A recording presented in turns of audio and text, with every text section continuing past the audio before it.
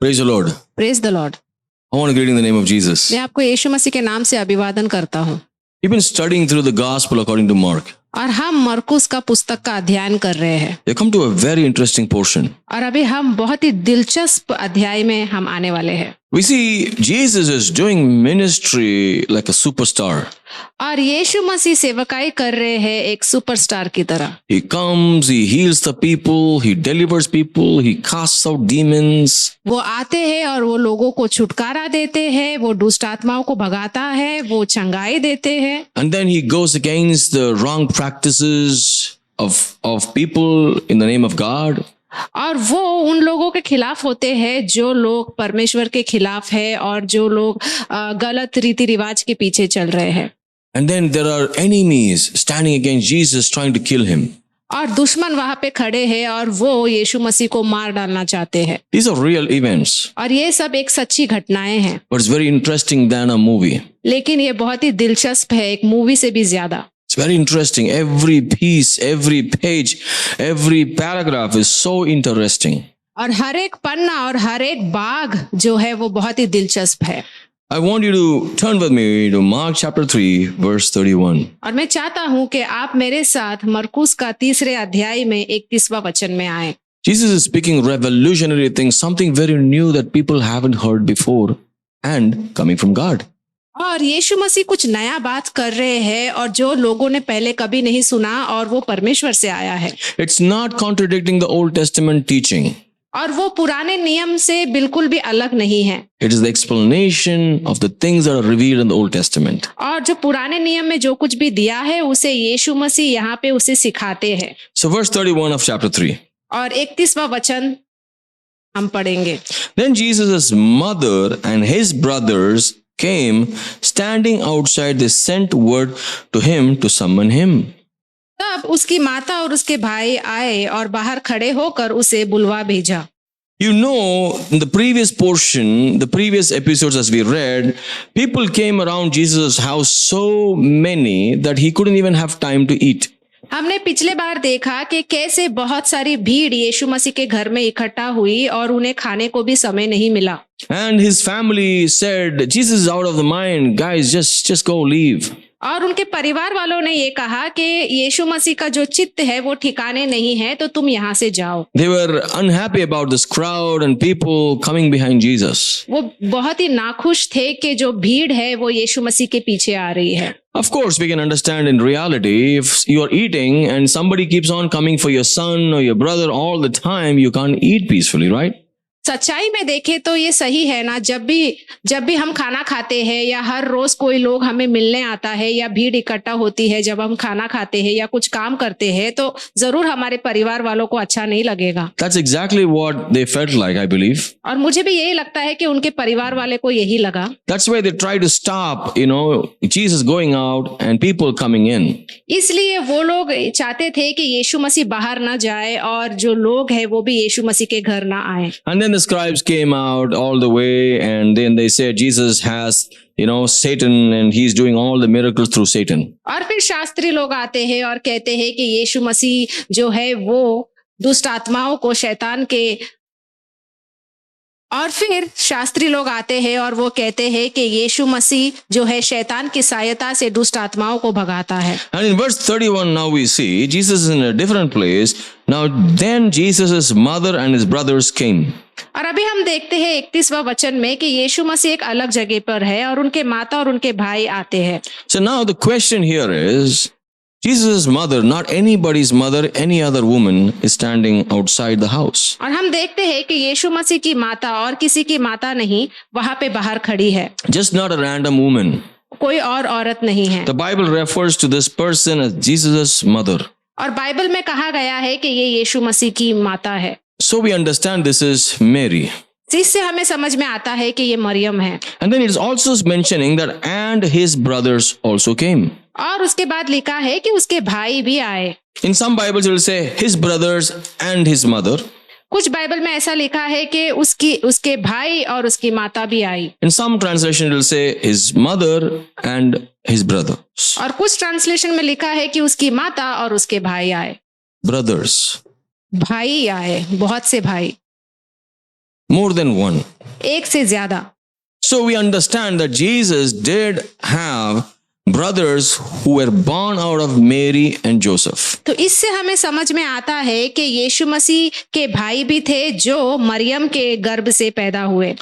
This was very hard for me to first understand ये सबसे पहले मुझे बहुत ही मुश्किल था समझने के लिए, because I grew up believing that Mary had only one son. क्योंकि मैं बचपन से यही सुनता आया हूँ कि मरियम का सिर्फ एक ही पुत्र था, यीशु मसीह। But when we read this portion, it is the Bible. I don't say it, so I accepted what the Bible says. लेकिन जब मैं इस भाग को पढ़ता हूँ तो ये मैं बाइबल से ही पढ़ रहा हूँ, तो बाइबल में जो भी दिया है वो सच दिया है। So I understood, wow, okay. तो मुझे समझ में आया कि अरे वाह, अच्छी बात है। We know his brothers were somehow physically related with Jesus because they were also born through Mary. तो इससे हमें ये समझ आता है कि यीशु मसीह के जो भाई है वो मरियम के गर्भ से ही पैदा हुए हैं। And we understand now his mother and his brothers are standing outside. और हमें ये बात समझ में आती है, और अभी उनकी माता और उनके भाई बाहर खड़े हैं। They didn't come inside. वो लोग अंदर नहीं आए, They sent a word to him. उन्होंने उनको बुलावा भेजा। They sent to him, calling him, like summoned him. उन्हें जो है बोला कि यीशु मसीह को बाहर बुलाओ। Come out. Tell him to come out, please. उन्हें बोलो बाहर आने के लिए। They were standing outside. वो लोग बाहर खड़े थे। In verse 32, और 32वां वचन में a crowd was sitting around him and they said to him, look, your mother and your brothers are outside looking for you. उसके बाद लिखा है, भीड़ उसके पास बैठी थी और उन्होंने उससे कहा, देख तेरी माता और तेरे भाई बाहर तुझे ढूंढते हैं। Pay attention how the people are also saying. और आप ध्यान से देखिए कि कैसे लोग बोल रहे हैं, The Bible says so. क्योंकि बाइबल में ये कहा गया है, A crowd was sitting around him. जो भीड़ है उसके आसपास बैठी थी।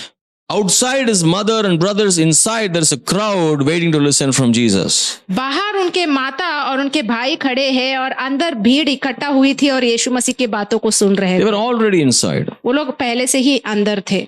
Hopefully, the family didn't want to disturb Jesus. हो सकता है कि उनका परिवार वाले यीशु मसीह को डिस्टर्ब नहीं करना चाहते थे, Or possible that they didn't want to come inside because they were like upset. हो सकता है कि वो अंदर नहीं आना चाहते थे, शायद उन्हें गुस्सा था। These are my interpretations, that's ये it. मेरा व्याख्या है। They said to him, the crowd said to him, look, your mother and your brothers are outside looking for you or asking for you. और वो कहते हैं, देख तेरी माता और तेरे भाई बाहर तुझे ढूंढते हैं। So there is a group standing outside and there is a group standing inside. तो कुछ जो भाग है, कुछ जो लोग हैं वो बाहर खड़े हैं और कुछ लोग अंदर है। Now it gets interesting. और अभी बहुत ही दिलचस्प हो रहा है। And Jesus responds in verse 33, answering them and said, who are my mother and my brothers? और 33वां वचन में यीशु मसीह ने उन्हें उत्तर दिया, मेरी माता और मेरे भाई कौन हैं? Interesting, right? ये बहुत ही दिलचस्प है। Jesus' mother, Mary, is standing outside. यीशु मसीह की माता मरियम बाहर खड़ी है, The brothers are standing outside. उनके भाई बाहर खड़े हैं They're calling Jesus to come out. और वो लोग यीशु मसीह को पुकार रहे हैं बाहर आने के And the लिए। people recognize it and they're saying, Jesus, your mother and your brothers are waiting outside. They're calling you. और लोगों ने ये पहचाना और वो कहते हैं, देख तेरी माता और तेरे भाई बाहर तुझे ढूंढते हैं। And he's answering them, including everybody. और वो उन्हें उत्तर देते हैं, Who are my mother and my brothers? मेरी माता और मेरे भाई कौन हैं? Imagine if one of your son would say, as you being a mother going out and looking for him in his office, he says, who's my mother? अभी आप मेरे साथ सोचिए कि आप अपने बेटे को ढूंढने के लिए ऑफिस में जाते हो और आपका बेटा बोलता है कि मेरी माँ कौन है। You won't like it, right? आपको अच्छा नहीं लगेगा ना? If you go and look for your brother and your brother says, who are my brothers? अगर आप आपके भाई को जाके ढूंढते हो तो आपका भाई बोलता है, मेरा भाई कौन है? Basically, Jesus rejected the invitation. और ये देखा जाए तो यीशु मसीह ने उनकी नियोता को ठुकरा दिया। In fact, his family is standing outside and the people who are listening to Jesus are sitting inside. I want you to understand this picture. तो मैं आपको ये समझाना चाहता हूँ कि आप समझे कि यीशु मसीह के परिवार वाले बाहर खड़े हैं और जो लोग हैं वो अंदर बैठे हैं। Now Jesus goes on to say in verse 34. और उसके बाद हम आगे वाला वचन में देखते हैं यीशु मसीह क्या बोलते हैं। Now looking at those who were sitting around him in a circle, he said, "Here are my mother and my brothers."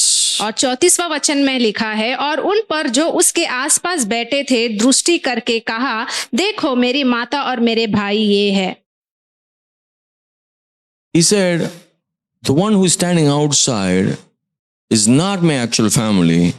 Whoever is sitting inside here is my family. और यीशु मसीह ने कहा, जो लोग भी बाहर खड़े हैं वो असल में मेरा परिवार नहीं है, लेकिन जो कोई भी अंदर बैठे हैं वो ही मेरा असल परिवार है। He looks at the crowd and says, "You are my mother and my brothers." और वो भीड़ से कहते हैं कि देखो मेरी माता और मेरे भाई तुम हो। Jesus clearly said, "You who are with me here right now are my family."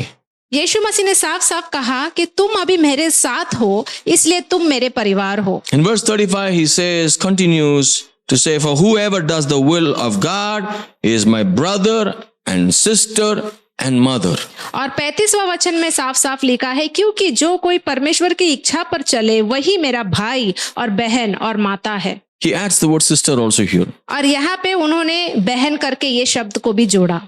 Jesus clearly says, you want a relationship with me, you want to claim a relationship with me, then you must do the will of God. और यीशु मसीह ने साफ साफ कहा कि अगर तुम मेरे साथ रिश्ता चाहते हो तो मैं सिर्फ रिश्ता तब बनाऊंगा जब तुम्हारा परमेश्वर के साथ रिश्ता हो। Mary gave birth to Jesus by doing the will of God, didn't she? और मरियम ने यीशु मसीह को जन्म दिया परमेश्वर की इच्छा के अनुसार। So she did do the will of God. तो मरियम ने परमेश्वर के इच्छा के अनुसार ही सब कुछ किया। But now Jesus is saying, who's my mother? लेकिन अभी यीशु मसीह पूछ रहे हैं कि मेरी माता कौन है। But here he clearly says the reason is whoever is doing the will of the Father, will of God, is my brother, my sister and my mother. और यहाँ पे साफ साफ यीशु मसीह कहते हैं कि जो कोई परमेश्वर की इच्छा पर चले वही मेरा भाई और बहन और माता है। Good that you see that Jesus didn't say, whoever does the will of God is my brother, my sister, my mother and father. He didn't say that, father. उन्होंने ऐसा नहीं कहा कि जो कोई परमेश्वर की इच्छा पर चले वो मेरी भाई और बहन और माता और पिता है। उन्होंने शब्द पिता नहीं इस्तेमाल किया। Do you understand? आपको समझ में आ रहा है? Why? क्यों? God is the father. क्योंकि परमेश्वर उनके पिता है। He didn't use the name Joseph, anywhere here. और यहाँ पे उन्होंने यूसुफ का भी नाम नहीं लिया। We have to understand, according to Jesus, who is the family. तो हमें ये समझना बहुत जरूरी है कि यीशु मसीह के अनुसार परिवार कौन है। What is your idea of family? आपका सोच क्या है परिवार को लेकर? Yes, physically we have mothers, fathers, brothers, sisters. They become our physical family. हाँ, शारीरिक रूप से हमारे माता है, पिता है, बहन है, भाई है। But if you see very clearly, according to Jesus, he's talking about the spiritual family, the family that is born out of faith upon Jesus doing the will of God. और यहाँ पे यीशु मसीह आत्मिक परिवार के बारे में बात कर रहे हैं। जो भी परमेश्वर की इच्छा के अनुसार चलता है, यीशु मसीह के अनुसार चलता है, वो ही परिवार है। So now the question arises, didn't Mary do the will of God? तो अभी सवाल ये उठता है कि क्या मरियम ने परमेश्वर का इच्छा के अनुसार नहीं चला? She did. जी जरूर वो चली। But at this moment, the will of God is very clear that those who will be with Jesus around, hearing the word of God and doing the word of God, is doing the will of God. और यहाँ पे साफ साफ कहा गया है कि जो कोई भी यीशु मसीह के आसपास है, उनके वचनों को सुनता है, वो परमेश्वर की इच्छा के अनुसार चलता है, वो ही परिवार है। See, by being with Jesus and listening to his word, understanding him is how you know the will of God. जब आप यीशु मसीह के साथ रहते हो, उनके वचनों को सुनते हो और वो करते हो जो यीशु मसीह ने कहा है, उसी को कहते हैं कि हम परमेश्वर की इच्छा में चल रहे हैं। That is when you will fulfill the will of God. और तभी ही आप परमेश्वर की इच्छा को पूरा करते हैं। So relationship with Jesus is something to do with the will of God. तो परमेश्वर के साथ, यीशु मसीह के साथ रिश्ता रखना मतलब आप परमेश्वर के साथ परमेश्वर की इच्छा को पूरा करते हो। The will of God for Jesus was to preach the gospel to the poor. और परमेश्वर का इच्छा यही था कि यीशु मसीह जाके प्रचार करे, गरीब लोगों में जाकर प्रचार करे। And these people were pleasing God by listening to Jesus. और ये लोग यीशु मसीह का बात को सुनकर परमेश्वर को प्रसन्न कर रहे थे। Wherever Jesus goes, these people were going. जहाँ पे भी यीशु मसीह जा रहे थे, ये लोग भी उनके पीछे जा रहे But थे। this family was wanting Jesus to go wherever they are going. लेकिन उनकी परिवार वाले ये चाहते थे कि यीशु मसीह वहां पे जाए जहाँ पे वो जा रहे हैं। You see, many times as Christians, we build a relationship with Jesus and we become so used to the relationship and we kind of forget that a relationship with Jesus is about doing the will of God on a daily basis. और हम यीशु मसीह के साथ चल चल के कभी कभी हमारा ये आदत सा हो जाता है कि हम भूल जाते हैं कि हमारा जो रिश्ता यीशु मसीह के साथ जो है उनकी इच्छा को पूरा करके ही होता है। See, these people standing outside telling Jesus to come out, they didn't come inside. और यहाँ पे हम देखते हैं कि उनके परिवार वाले बाहर खड़े हैं और वो यीशु मसीह को बाहर बुला रहे हैं, लेकिन वो अंदर नहीं गए। Coming to Jesus is very important. यीशु मसीह के पास आना बहुत ही महत्वपूर्ण है। You have a relationship with Jesus only when you do the will of God. और आपका रिश्ता यीशु मसीह के साथ तभी हो सकता है जब आप परमेश्वर का इच्छा करते हो। See, this family of Jesus did not have special privileges. Jesus treated everyone the same way. अगर आप देखेंगे यीशु मसीह ने अपने परिवार को और बाहर के लोगों को एक जैसा ही अपनाया। So we see here the physical family versus spiritual family. तो यहाँ पे हम देखते हैं शारीरिक परिवार और आत्मिक परिवार। Here we see the interpretation of the physical family of how Jesus should be and Jesus' interpretation of how a family should be. और यहाँ पे हम व्याख्या देखते हैं कि यीशु मसीह के परिवार वाले क्या चाहते हैं कि यीशु मसीह कैसा हो और यीशु मसीह का व्याख्या क्या है कि एक आत्मिक परिवार कैसा होना चाहिए। Exactly. You see, being with Jesus is the great thing that you can have. यीशु मसीह के साथ रहना वही सबसे बड़ा चीज है हमारे लिए। If I don't do the will of God, अगर मैं परमेश्वर का इच्छा नहीं करता हूँ, if I don't pay attention to the will of God, अगर मैं परमेश्वर के वचनों के ऊपर ध्यान नहीं देता हूँ, that means I am not interested in the relationship with God, Jesus. इसका मतलब ये है कि मैं यीशु मसीह के रिश्ते को ज्यादा मायने नहीं देता हूँ, It doesn't matter to me. क्योंकि वो मुझे मायने नहीं रखता। All matters is Jesus comes, sits with me, dines with me, enjoys some time with me. I get to enjoy some time with Jesus and get healed, get some miracles and blessings. That's all. बस मुझे यही मायना रखता है कि यीशु मसीह मेरे साथ आए, खाना खाए, मजे करे, मुझे चंगाई दे, मेरा हर एक काम को पूरा करे, बस। Then our relationship with Jesus is just physically bound in this world. तो हमारा जो रिश्ता है यीशु मसीह के साथ वो शारीरिक रूप से ही इस दुनिया में रिश्ता है, Not in a spiritual, heart-given, completely committed way. लेकिन आत्मिक रूप से हमने अपने दिल को अभी भी सौंपा नहीं है परमेश्वर के हाथ। So what is your relationship with Jesus? तो आपका रिश्ता क्या है यीशु मसीह के साथ? Are you in a relationship with God based on rituals, traditions, because your forefathers followed something? क्या आप परमेश्वर के साथ इसलिए रिश्ता रखा है क्योंकि ये सिर्फ रीति रिवाज है, परंपरा है, या तो फिर आपके पूर्वज लोगों ने परमेश्वर के पीछे चला इसलिए आप भी उनके पीछे चल रहे हो? The scribes had that kind of faith. और शास्त्री लोगों का विश्वास भी ऐसा ही था। The family had approached to Jesus saying, "We are your family. I want you to come with us, eat with us, work with us, do the things with us. Forget about these people." और उनके परिवार वालों ने भी यही कहा कि हम तेरे असली परिवार है, इसलिए जब हम तुझे बुलाते हैं तुझे आना पड़ेगा, तुझे हमारे साथ खाना पड़ेगा, सोना पड़ेगा, जो हम बोलते हैं वो तुम्हें करना पड़ेगा। And then Jesus says, "No, you guys are wrong. और फिर यीशु मसीह कहते हैं कि तुम लोग नहीं हो, This is my family." तुम मेरे परिवार नहीं हो, ये मेरा परिवार है। The one who believes in Jesus, the one who does the will of God is the family of Jesus. जो कोई भी यीशु मसीह के साथ रहता है, जो कोई भी परमेश्वर की इच्छा को पूरा करता है, वो ही यीशु मसीह का परिवार है। You are, basically Jesus is saying, you are my mother, my sister, my brothers. और यीशु मसीह साफ साफ कहते हैं कि जो परमेश्वर की इच्छा पर चले वही मेरा भाई और बहन और माता है। Turn with me to chapter 1 of John's Gospel. अभी आप मेरे साथ यूहन्ना के पुस्तक में पहले अध्याय में आए In that verse 12 and 13, I want to read with you. और उसमें 12 और 13 में पढ़ना चाहूंगा। Verse 12. 12 वचन। But as many as received him, to them he gave the right to become children of God, to those who believe in his name, who were born not of blood, nor of the will of the flesh, nor of the will of man, but of God.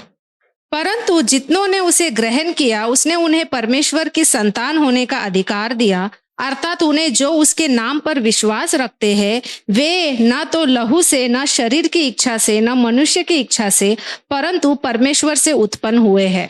It is not by the relationship of the blood that we call ourselves a family when we come to Christ. और हमारा जो रिश्ता है सिर्फ लहू और शरीर के अनुसार हम परमेश्वर के साथ हम वो रिश्ता नहीं बना सकते। We have to come by faith, हमें विश्वास में आना बहुत जरूरी है। believing in the name of Jesus, receiving him is how we can become the children of God. जब हम यीशु मसीह के ऊपर विश्वास करते हैं और उनको जब अपनाते हैं तभी हम परमेश्वर के साथ वो रिश्ता बना सकते हैं, उनके परिवार में आ सकते हैं। The Bible is very clear. और बाइबल में ये साफ साफ लिखा है। It's not just this portion. ये सिर्फ यही भाग नहीं है। Even in John, यूहन्ना में भी हम देखते हैं। if you see the Old Testament in Numbers, अगर हम पुराने नियम में गिनती में अगर हम देखें chapter 6, 6वां अध्याय, here you see verse 2. और वहां पे दूसरा वचन में हम देखते हैं, Speak to the children of Israel and say to them, when either a man or woman consecrates an offering to take the vow of a Nazarite to separate himself to the Lord. और यहाँ पे लिखा है, फिर यहोवा ने मूसा से कहा, इजरायलियों से कहे कि जब कोई पुरुष या स्त्री नाजिर की मन्नत अर्थात अपनों को यहोवा के लिए न्यारा करने की विशेष मन्नत मांगे, तब वह दाख मधु और मदिरा से अलग रहे। वह ना दाख मधु और ना मदिरा का सिरका पिए और ना दाख का कुछ रस भी पिए। Verse 7. और वचन 7, He shall not make himself unclean even for his father or his mother, for his brother or his sister when they die, because his separation to God is on his head. 7वें वचन में लिखा है, चाहे उसका पिता या माता या भाई या बहन भी मरे तो भी वह उनके कारण अशुद्ध ना हो, क्योंकि अपने परमेश्वर के लिए न्यारा रहने के लिए की चिन्ह उसके सर पर होगा। So you see, Old Testament, New Testament, all through, Jesus was the ultimate sacrifice. अगर हम पुराने नियम में देखें, नए नियम में देखें तो यीशु मसीह ही जो है उन्होंने बलिदान दिया। And that sacrifice, that lamb has to separate himself, consecrate himself, keeps himself holy until the day of sacrifice.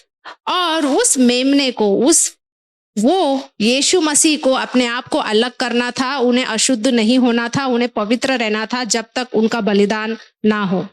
And Jesus did not want to be committed to the physical relationships of this world. और यीशु मसीह इस दुनिया के शारीरिक रिश्तों में उलझना नहीं चाहते थे। And he made sure that he kept himself holy. और इसलिए वो हमेशा पवित्र रहे। And he sacrificed himself. और उन्होंने अपना बलिदान दिया। When the time came, a holy, living sacrifice. और जब समय आया उन्होंने अपना पवित्र बलिदान दिया। He was a Nazarene. और वो नाजरीन थे। That is why. इसलिए Now, if you paid attention to all of these things, you will understand one thing very clearly. अगर आप ये सब के ऊपर ध्यान दे तो आपको एक बात समझ में आएगा। Whether it is the Old Testament that we read in Numbers, चाहे वो पुराना नियम हो जो हमने गिनती में पढ़ा, whether it is Gospel of John, या फिर यूहन्ना का पुस्तक हो, whether it is Mark's Gospel as we read, या फिर वो मरकुस का पुस्तक हो जिसका हम अभी अध्ययन कर रहे हैं, it is about doing the will of God. ये है कि परमेश्वर का इच्छा के बारे में है।